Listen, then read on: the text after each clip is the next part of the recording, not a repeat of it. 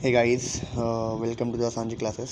और स्टार्ट करते हैं जीएस सेक्शन के टॉप 10 क्वेश्चन से जो आने वाले सभी वनडे एग्ज़ाम में फ़ायदा करेंगे आपको। चलिए स्टार्ट करते हैं। पहला क्वेश्चन है, गौतम बुद्ध को ज्ञान की प्राप्ति कहाँ हुई थी? तो गौतम बुद्ध को जो ज्ञान की प्राप्ति है वो बिहार के बोधगया नामक स्थान पे बोधि वृक्ष के नीचे गौतम बुद्ध को ज्ञान की प्राप्ति हुई थी।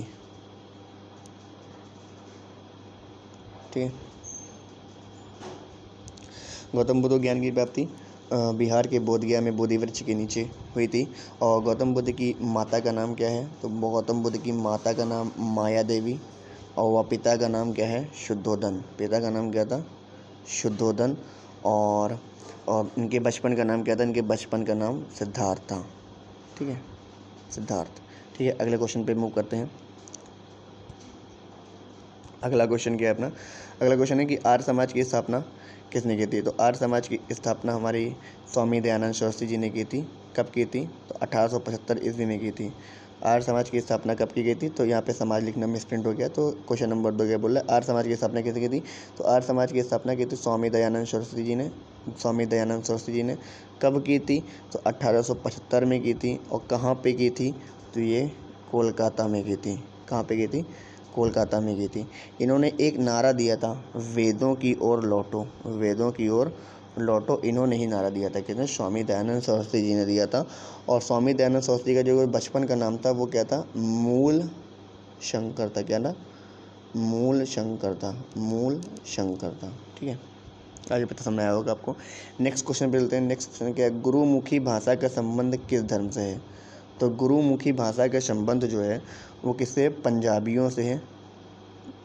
पंजाबियों से है, सिखों से है, पंजाबी राज्य से है और सिखों से है। और सिखों में अभी तक कितने गुरु हुए हैं? तो सिख में अभी तक हुए हैं टोटल 10 गुरु। और गुरुमुखी का कॉन्सेप्ट कौन सा नंबर के गुरु ने दिया था? तो सेकंड नंबर के गुरु गुरु अंगद देव जी ने दिया था। किसने? गुरु अंगद देव जी ने दिया था। ठीक है, गुरु अंगद देव जी ने दिया था। टोटल कितने सिख गुरु हुए हैं? टोटल 10 गुरु हुए हैं। 10वें नंबर के कौन से गुरु थे? तो गुरु गोविंद सिंह जी थे। और पहले नंबर के गुरु कौन थे? तो गुरु नानक देव थे। अगले क्वेश्चन पे चलते हैं। अगला क्वेश्चन ये बोल रहा है, भारत का मुख्य भूमि का दक्षिणतम बिंदु या स्थान कौन सा है? ठीक है, देखिए दो तरीके से बोल सकते हैं कि भारत का दक्षिणतम बिंदु कौन सा है और भारत की मुख्य भूमि का दक्षिणतम बिंदु कौन सा है। अगर भारत की मुख्य भूमि का दक्षिणतम बिंदु पूछता है तो हम बोलेंगे कन्याकुमारी। क्या बोलेंगे? कन्याकुमारी। और अगर भारत का दक्षिणतम बिंदु पूछता है तो हम लोग बोलेंगे इंदिरा पॉइंट। और इंदिरा पॉइंट कहाँ पे है? तो इंदिरा पॉइंट आपका अंडमान एंड निकोबार में। कहाँ पे? अंडमान एंड निकोबार आइलैंड में है। ठीक है, चलते हैं अगले क्वेश्चन की तरफ। अगला क्वेश्चन क्या है? अग्नाशय से कौन कौन से हार्मोन स्रावित होते हैं? अग्नाशय से कौन कौन से हार्मोन स्रावित होते हैं? तो अग्नाशय से 2 हार्मोन स्रावित होते हैं। एक होते हैं इंसुलिन। ठीक है, एक होता है इंसुलिन और एक होता है ग्लूकागॉन। क्या होता है? ग्लूकागॉन। अब इसमें क्या होता है, दोनों के काम क्या क्या होते हैं वो समझते हैं। तो इंसुलिन का काम होता है जो हमारे शरीर में जो शुगर जाती है, जो चीनी जाती है, उसे डाइजेस्ट करने का काम कौन करता है? इंसुलिन करता है। और जो एक्स्ट्रा शुगर होती है उसे स्टोर करने का, एनर्जी के रूप में स्टोर करने का काम कौन सा हार्मोन करना? तो ग्लूकागॉन हार्मोन करता है। ठीक है, अगले क्वेश्चन की तरफ चलते हैं। अगला क्वेश्चन पूछा, दिल्ली सल्तनत में किस शासक ने चाइनीज़ करेंसी चलवाई थी? चाइनीज़ करेंसी का मतलब क्या होता है? चाइनीज़ करेंसी का मतलब होता है कागजी मुद्रा। कागजी मुद्रा सबसे पहले किसने चलवाई थी? तो चाइना ने चलवाई थी। और दिल्ली सल्तनत का ऐसा कौन सा शासक था जिसने अपने शासनकाल में चाइनीज़ करेंसी या कागजी मुद्रा चलवाई थी? तो वो था मोहम्मद बिन तुगलक। मोहम्मद बिन तुगलक, जिसे हम लोग सन की बादशाह के नाम से भी जानते हैं। इसे हम लोग सन की बादशाह के नाम से भी जानते हैं, मोहम्मद बिन तुगलक। इसका असली नाम क्या था? जौना खान था। इसी के नाम पे जौनपुर का नाम पड़ा है। फिलेंथस अमेरिका की बात करेंगे तो फिलेंथस अमेरिका किसका साइंटिफिक नेम है? तो फिलेंथस अमेरिका जो है वो आपके आंवले का साइंटिफिक नेम है, आंवले का। और आंवले को इंग्लिश में क्या कहते हैं? गूजबेरी कहते हैं। आंवला जो होता है वो विटामिन सी का सबसे अच्छा स्रोत है। और विटामिन सी का साइंटिफिक नेम क्या होता है? Ascorbic acid. ये जो छोटे छोटे पॉइंट मैं एक्स्ट्रा बताता हूँ, इन्हें आप जो नोट करिएगा, क्योंकि ये वनडे एग्जाम में डायरेक्टली पूछे जाते हैं, ठीक है। विटामिन सी का साइंटिफिक नेम क्या है? Ascorbic acid. फॉरवर्ड ब्लॉक की बात करेंगे तो फॉरवर्ड ब्लॉक की स्थापना कब हुई थी? तो फॉरवर्ड ब्लॉक की स्थापना आपकी 1939 में हुई थी। और फॉरवर्ड ब्लॉक की स्थापना किसने की थी? तो फॉरवर्ड ब्लॉक की स्थापना आपकी की थी सुभाष चंद्र बोस ने की थी। सुभाष चंद्र बोस ने फॉरवर्ड ब्लॉक की स्थापना की थी। और कब की थी? 1943 में की थी। और कहाँ की थी? 1939 में की थी। और कहाँ पे की थी? तो कोलकाता में की थी, ठीक है। नेक्स्ट क्वेश्चन पे चलते हैं।